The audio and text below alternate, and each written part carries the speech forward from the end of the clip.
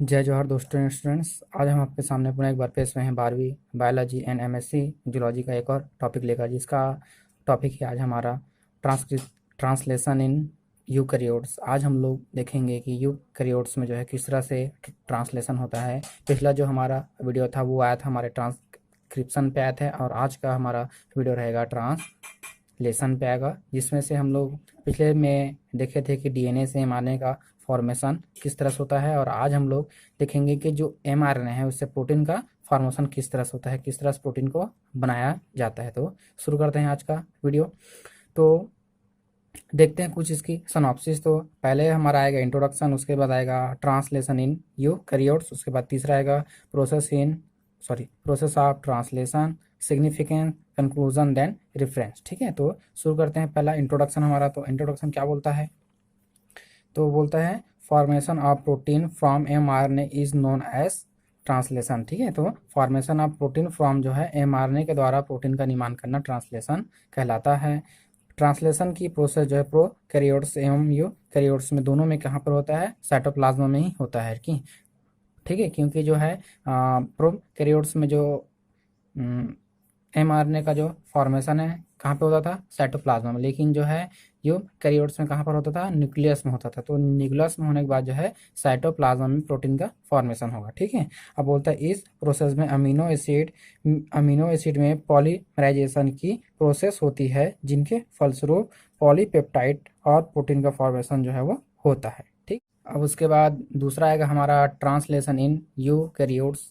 तो देखते हैं पहला इसमें ट्रांसलेशन इन यूकैरियोट्स में किस तरह से होगा। तो हमारे पास कुछ टूल्स होते हैं, कुछ औजार होते हैं। तो देखते हैं क्या होता है। पहला आएगा हमारे में एमआरएनए। तो ट्रांसलेशन की प्रोसेस के लिए एमआरएनए वेरी इंपॉर्टेंट टूल्स होता है, जिनसे इनिशिएशन कोडान प्रेजेंट होते हैं। जो एमआरएनए होता है हमारे में इनिशिएशन कोडान जो वहीं पर पाया जाता है, जो कि प्रोटीन फॉर्मेशन को इनिशिएशन के लिए रिक्वायर होती है। ठीक है, तो प्रोटीन फॉर्मेशन के लिए हमारे पास इनिशिएशन के रिक्वायर जो है होती है, प्रारंभक की जो है रिक्वायरमेंट होती है। ठीक, उसके बाद दूसरा आएगा हमारे में टीआरएनए। तो टीआरएनए क्या बोलते हैं? टीआरएनए अमीनो एसिड को बाइंड कर राइबोसोम तक ले जाने का कार्य जो है करता है। अमीनो एसिड जो है जब क्या होगा, अमीनो एसिड जो है राइबोसोम में बाइंड करने के लिए जो है उसको ले जाने का काम जो है करता है टीआरएनए से। इसका नाम है ट्रांसफर आरएनए के नाम से इसको जानते हैं, जिससे अमीनो एसिड का पॉलीमराइजेशन होता है। ठीक, और क्या बोलता है उसमें एमआरएनए को कोडान्स के अगेंस्ट जो है एंटी कोडान प्रेजेंट होते हैं, जो होते हैं जिसके थ्रू ये राइबोसोम से अटैच होता है। ठीक है, तो इसमें क्या पाए जाते हैं? एंटी कोडान्स पाए जाते हैं एमआरएनए के जो है। एमआरएनए में क्या पाएंगे? कोड होगा, तो उसके विपरीत कोड उसमें पाए जाएंगे आपके टीआरएनए में जो है वो पाया जाता है, और जिसके थ्रू जो है ये राइबोसोम से अटैच होते हैं, राइबोसोम से बाइंड आते हैं। और उसके बाद देखते हैं हमारे तीसरा इसमें राइबोसोम। तो राइबोसोम क्या बोलता है? यूकैरियोट्स में 80S राइबोसोम प्रेजेंट होता है, जिसमें 40S सब यूनिट पर जो है आपका 3 साइट प्रेजेंट होते हैं। ये जो 80S का हमारे में होते हैं, जो यूकैरियोट्स एनिमल होते हैं उसमें क्या है? 80S प्रकार का राइबोसोम होता है ना। और प्रो में क्या होते हैं? 70S प्रकार का राइबोसोम होता है। तो 80S को जो है दो इसके सब यूनिट होता है, एक होता है हमारे में 40S और एक होता है हमारे में 60S। ठीक है, तो एक होता है 40S और एक होता है 60S, दो इसके क्या होते हैं? सब यूनिट।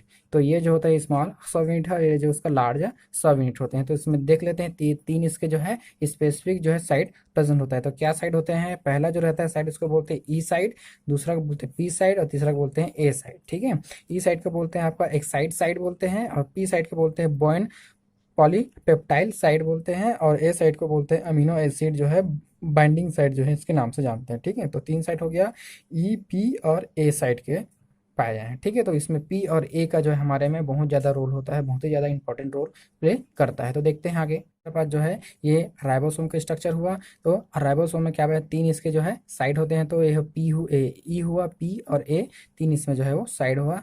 ठीक है, अब उसके बाद आता है हमारे में इनिशिएशन कोडान जो टूल होता है, उसमें से चौथा नंबर आता है इसमें इनिशिएशन। तो बोलता है एमआरएनए को ट्रांसलेशन को स्टार्ट करने के लिए, एमआरएनए में ट्रांसलेशन को स्टार्ट करने के लिए स्पेसिफिक बेस सीक्वेंस प्रेजेंट होता है, जिसको बोलते हैं इनिशिएशन कोडान के नाम से इसको जानते हैं। इसमें एग्जांपल ग्रुप में आएगा आपके AUG, GUG और UUG, ये जो है आपके स्टार्ट कोडान होते हैं, इनिशियल कोडान जो है वो होता है। ठीक है, और ये जो होता है GUG जो होता है किसमें पाया जाता है? ये सिकल सेल एनीमिया वाले होते हैं, ह्यूमन बींग होते हैं, उसमें जो पाया जाता है आपके GOG जो होते हैं AUG की जगह पे, ठीक है।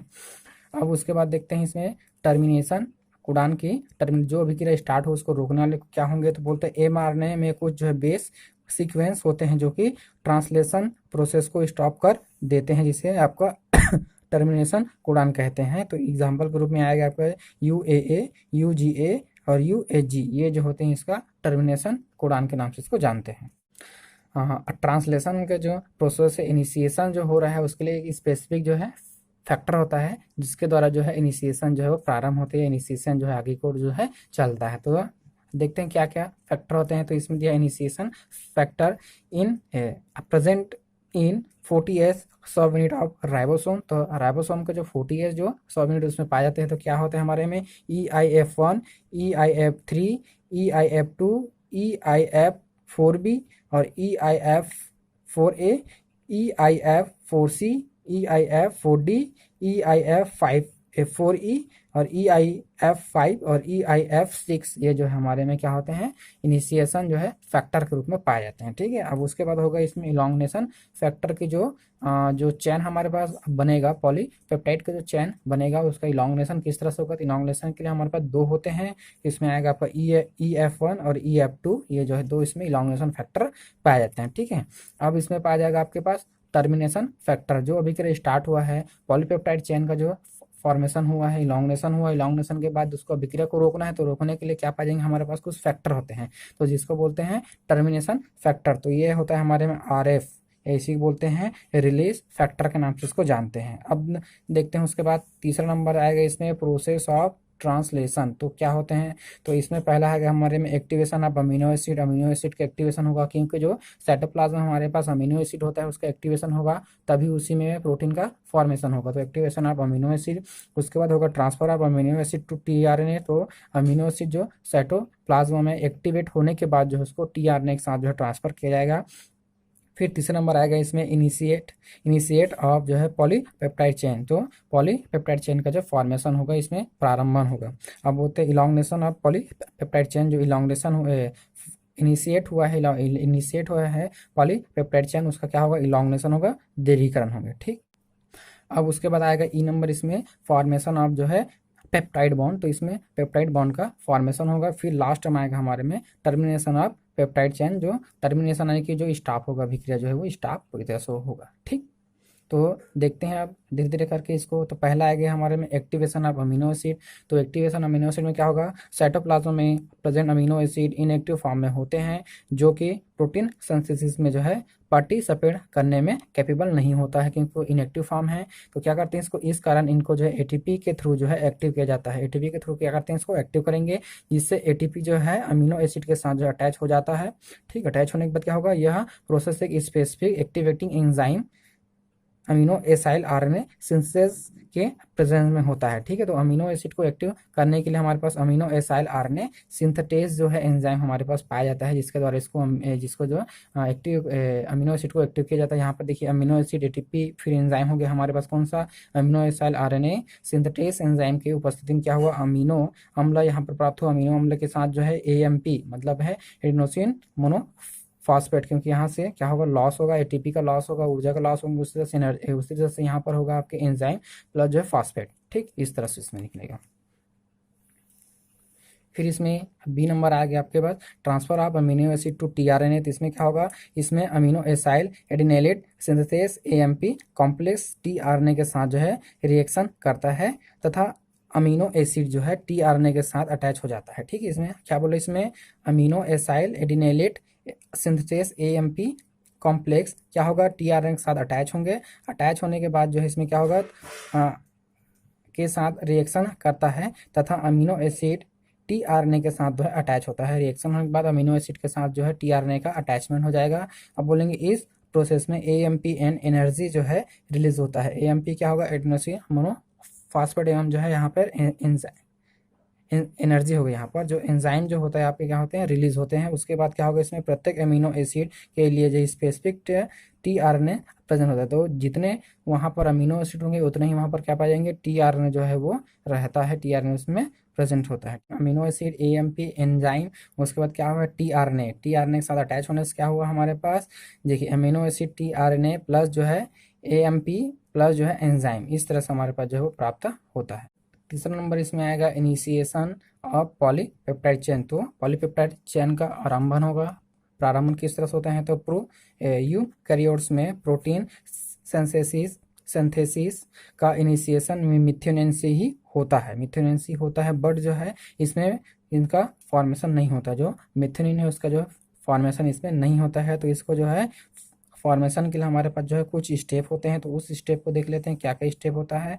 तो पहला नंबर में क्या बोलते हैं, सर्वप्रथम EIF2 GDP के साथ जो है अटैच होकर क्या करेगा, EIF2 GDP कॉम्प्लेक्स का फॉर्मेशन करता है। तो क्या हुआ यहाँ पर, EIF2 प्लस GDP के साथ जो है EIF2 GDP कॉम्प्लेक्स का निर्माण इसमें हुआ है। अब उसके बाद क्या बोलेंगे, यह कॉम्प्लेक्स जो है MET मतलब होता है मेथिनिन प्लस मेथिनिन tRNA मेथिनिन से अटैच हो जाता है। ठीक है, क्या होता है, यह जो कॉम्प्लेक्स होता है MET tRNA MET से अटैच हो जाता है। अब इससे क्या होगा, आप EIF2 GTP plus MET tRNA MET के साथ होगा, तो उसके बाद क्या रिएक्शन होगा इसमें, तो बोलता है MET tRNA EIF2 GDP complex का जो फॉर्मेशन इसमें होता है। ठीक है, अब तीसरा स्टेप इसमें क्या आएगा, तो तीसरे स्टेप में यह कॉम्प्लेक्स राइबोसोम के 40S सब यूनिट से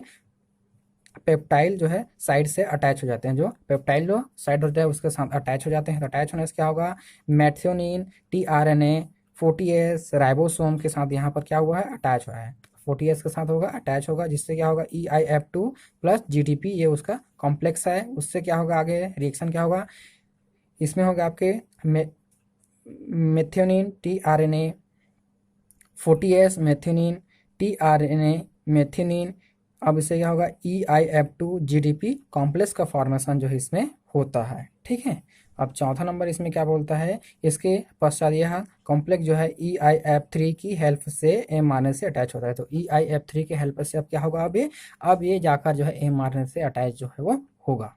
अब देखिए इधर क्या है, 40S methionine tRNA MET EIF2 GDP plus mRNA के साथ यहाँ पर क्या हुआ है, यहाँ पर अटैचमेंट हुआ है। अब mRNA क्या हुआ है, यहाँ पर अटैचमेंट किसकी उपस्थिति में, EIF3 की उपस्थिति में हुआ है। तो mRNA 40S methionine tRNA FMET, ठीक है, उसके बाद क्या है EIF2 और EIF3 GDP के रूप में यहाँ पर कॉम्प्लेक्स का फॉर्मेशन जो है इसमें करता है। ठीक है, अब इसमें पांचवा स्टेप इसमें क्या आएगा, तो पांचवा स्टेप बोलता है इसके पश्चात यह जो कॉम्प्लेक्स है राइबोसोम के 60S सब यूनिट से अटैच होगा। अभी तक कहाँ पर हो रहा था, ये 40S पे हो रहा था, अब उसके बाद कहाँ पर होगा, 60S जो राइबोसोम होते हैं उसके सब यूनिट उस पर जाकर अटैच होंगे। तो इसमें क्या बोलते हैं, इसमें EIF2 और EIF2 सेपरेट हो जाते हैं तथा GTP और GDP में चेंज होता है। जो GDP होता है वो क्या होता है, यहाँ पे GDP में जो है चेंज हो जाता है। तो किस तरह से होगा रिएक्शन देखते हैं इसका, तो इसका रिएक्शन क्या होगा, इसमें mRNA 40S methionine tRNA FMET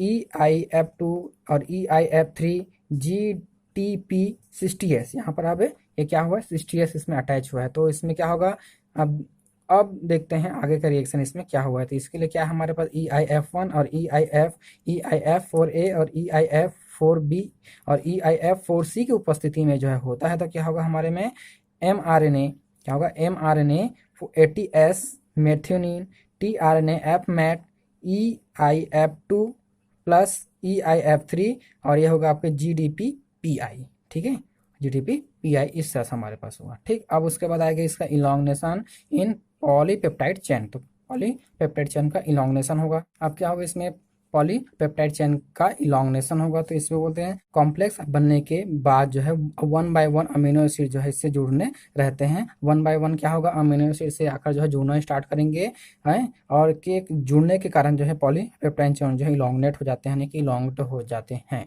ठीक है, 1 बाय 1 क्या होगा, इसमें पॉलीपेप्टाइड जो होगा चैन जो है इसमें जो है हमें अमीनो एसिड जो है आकर वो जुड़ते हुए जाएंगे। इस तरह से जो चैन होगा वो कैसा हो जाता है, वो इलॉन्गेट हो जाते हैं। ठीक है, अब क्या बोलते हैं, elongation 3 main step in complete, जो इलॉन्गेशन है वो 3 मेन स्टेप में जो है पूर्ण होता है। तो पहला स्टेप क्या बोलते हैं इसमें, EF1 GDP, इससे क्या होगा EF1 GDP, इसमें क्या बनता है आपका, अब बाइनरी कॉम्प्लेक्स का निर्माण होगा, पहले बाइनरी बनेगा, ठीक है।